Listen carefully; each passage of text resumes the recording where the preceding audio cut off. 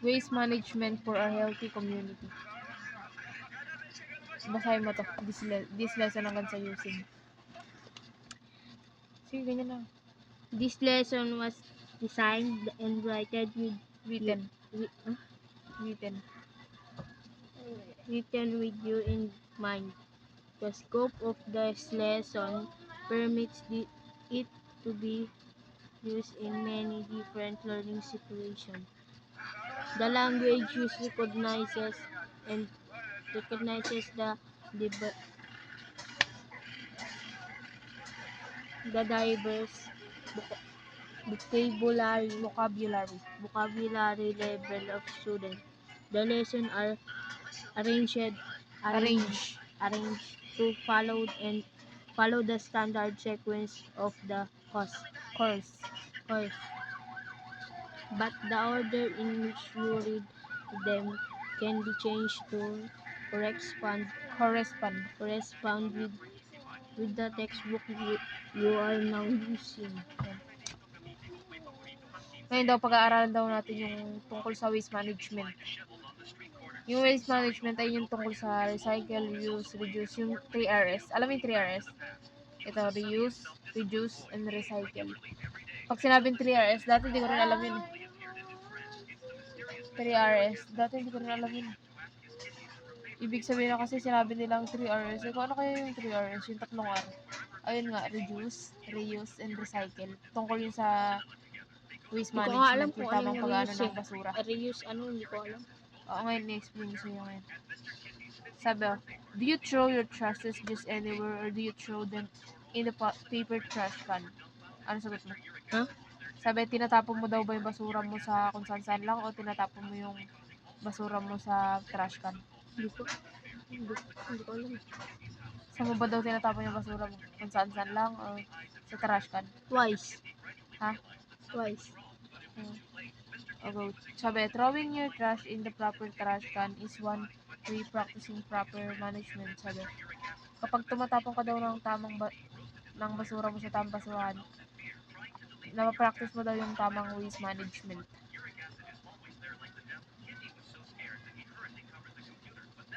Basahin mo tong, even at a young age. Hanggang tuldok lang. Even at a young age, you may have already learned about proper waste management. Sabi, nung bata ka ba daw, natutunan mo na daw yung pagtatapon ng basura kahit nung bata ka pa. Go. At home. At home, your parents may have often reminded you to dispose your waste properly. Diba yung mga magulang mo, tinuturuan ka kung saan yung tamang pagtapon ng basuran. Kasi nararanasan na natin, kunyari, nagtapon ka lang dyan. Sabi ng nanay mo, kunyari, tapon mo yun sa basurahan. O, diba? Ayun yung tinatawag natin waste management. Ako sa in school. In school, even in the previous year, your teacher have definitely taught you the importance of keeping your surroundings clean. Kahit daw sa school, diba, tinuturuan kayo ng tamang paglilinis, yung pagtatapon sa basura. Kung, diba, meron tayong tatlong trash bin na kulay green, red, yellow. Yung nabubulok, hindi nabubulok. Ano yung isa?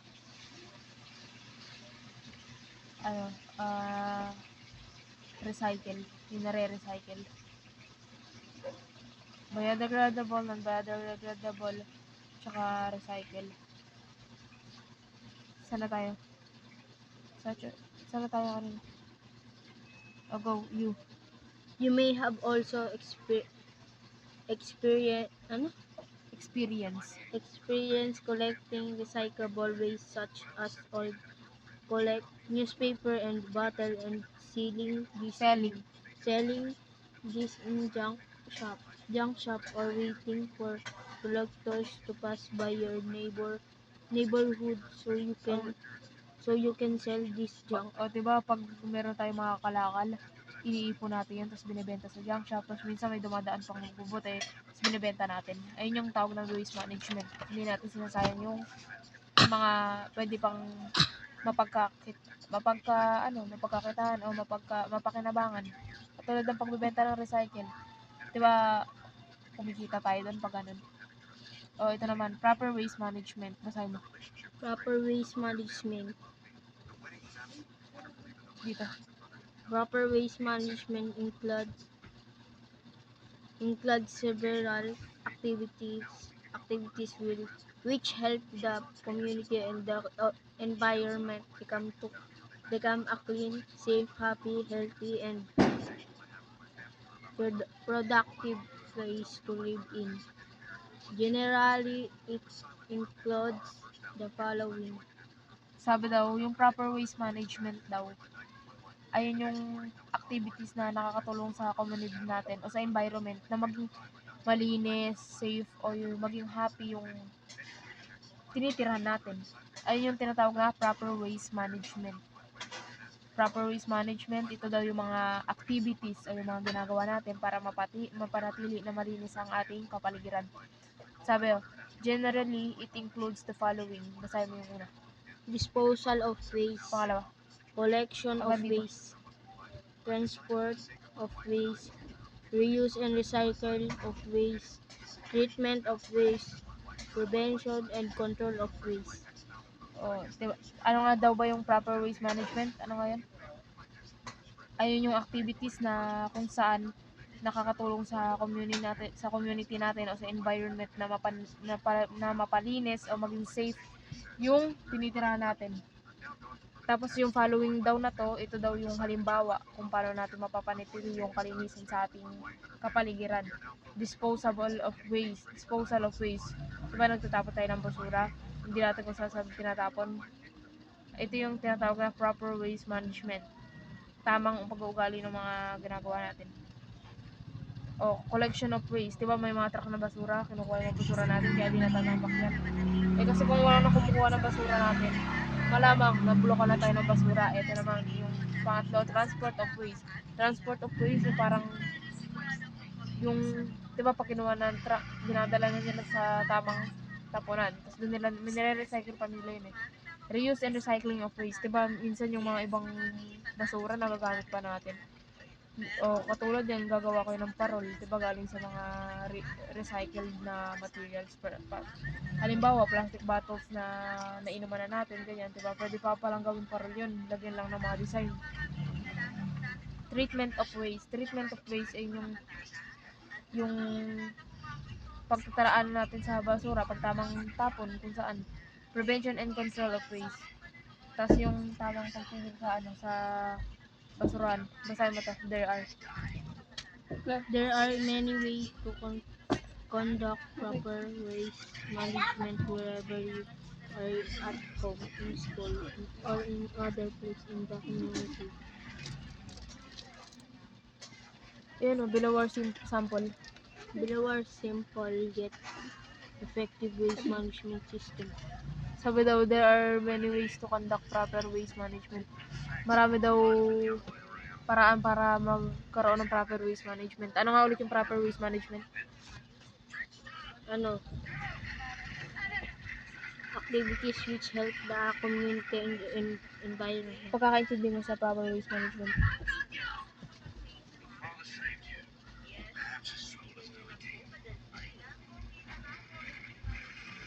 Ang pagkakaintindi mo sa proper waste management sa Tagalog.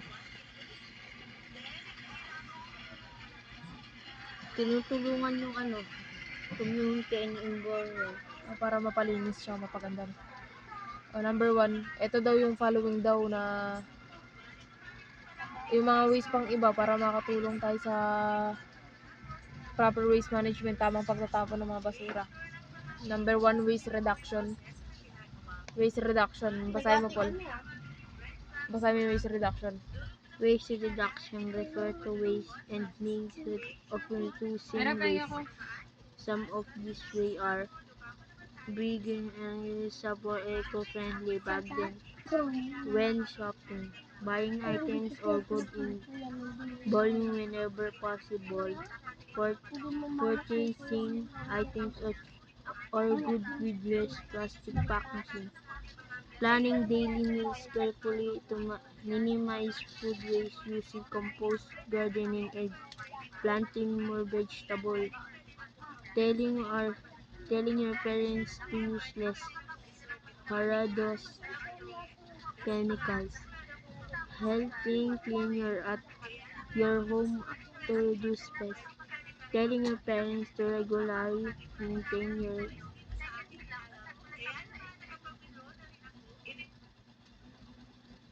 Okay na. Sabi, which of these waste reduction ways do you do at home? Are there often water reduction ways you do at home that are not included in the list? Sabi, yung waste reduction daw, meron ka ba daw ginawa dyan? Sa mga binasa mong to, may ginagawa ka ba daw dyan sa bahay niyo? Example, ano ka? Bumibili ka ng mga goods in volume whenever possible. Sabi, yung mga binibili mo daw na pagkain, alam mong mapapakinabangan mo. Ginagawa mo daw ba yun? O kaya bring reusable eco-friendly bag when shopping. Gumagamit ka ng eco-friendly bag, hindi yung plastic na ditapon. Purchasing item or goods with less plastic packaging. Bumibili ka ba daw ng goods o plastic na hindi masyado maraming plastic kasi nakasira ng anime ecosystem. Planning daily meals carefully to minimize food waste. Yung kapag kumakain ka, inaano mo, mini-minimize mo ba yung oras mo, ganun. Ito, using compost gardening and planting more vegetables. Telling your parents to use less hazardous chemicals. Helping clean your home at reduce pests. To reduce pests. Tinutulungan mo daw ba yung pamilya mo na maglinis ng bahay para mabawasan yung mga peste sa bahay niyo tulad ng ipis ng mga insekto, ganyan. Para mapalinis sa atin yung environment. Ito. Telling your parents to regularly maintain your vehicle.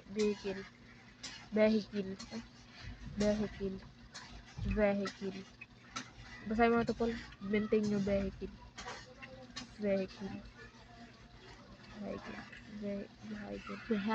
Vehicle pala to, hindi vehicle. Your vehicle. If you have one, sinasabi mo daw ba sa parents mo na i-maintain yung parang ano lang, parang i-balance sila yung paggamit ng motor, ng mga kotse, ganun. Kasi nakaka-pollution yun sa environment natin, di ba? Diba yung mga usok nun, diba nakaka-pollution sa mundo. Tapos pag na ano yung pollution, napupunta yun sa greenhouse effect. Tapos pag nabutas yung greenhouse effect, mararanasan tayo yung maapektuhan, mararanasan yung init. Kaya katulad yan, sobrang init na. Pag umiinit, diba sobrang nakakapaso na. Diba dati hindi naman ganun. Yung araw masyadong